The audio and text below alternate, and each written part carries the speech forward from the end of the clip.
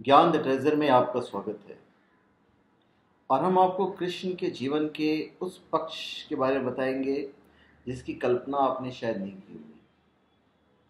आज भारतीय संस्कृति के सबसे चमकते सितारे कृष्ण ही हैं। कृष्ण की स्मृति से उनकी अनगिनत छवियां एक साथ उपस्थित हो जाती है। एक बेहद नटखट और उपद्रवी बच्चा, एक चंचल और पराक्रमी किशोर, एक समर्पित शिष्य,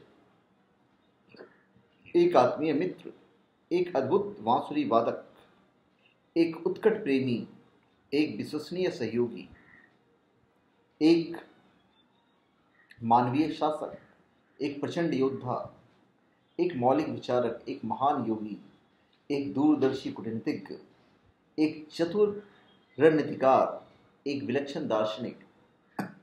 कहा ही गया है कि सर्वगुण संपन्न थे, सारी कलाएं उनके अंदर थी।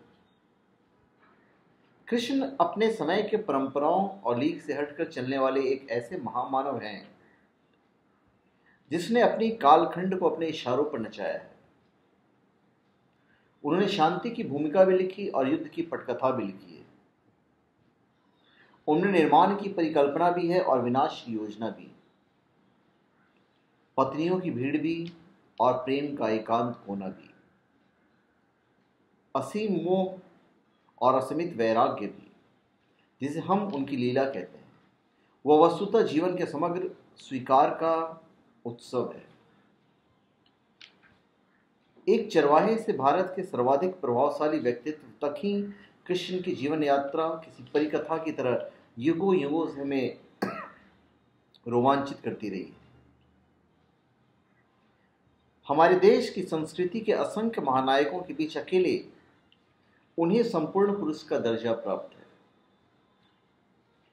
भारतीय जनमानस में गहराई तक धसे हुए कृष्ण एक ऐसे व्यक्ति थे जिन्हें जीते जी दिव्य पुरुष का आदर मिला और कालांतर में जिन्हें भगवान विष्णु का अवतार घोषित किया गया। देखिए, यह बहस निरर्थक है कि कृष्ण हमारी और आपकी तरह मानव थे या ईश्वर के अंश से अवतार थे। ईश्वर हमारा सृष्टा है और हम सब ईश्वर के ही अंश से अवतार हैं। फर्क सिर्फ इतना है कि कृष्ण ने अपना ईश्वरत्व जो है वो पहचान लिया था और हम या आप अपने वास्तविक स्वरूप की तलाश में अंधेरे में भटक रहे हैं। तो धन्यवाद। आप हमारे चैनल पे सब्सक्राइब करें और अपने कमेंट दीजिए। धन्यवाद।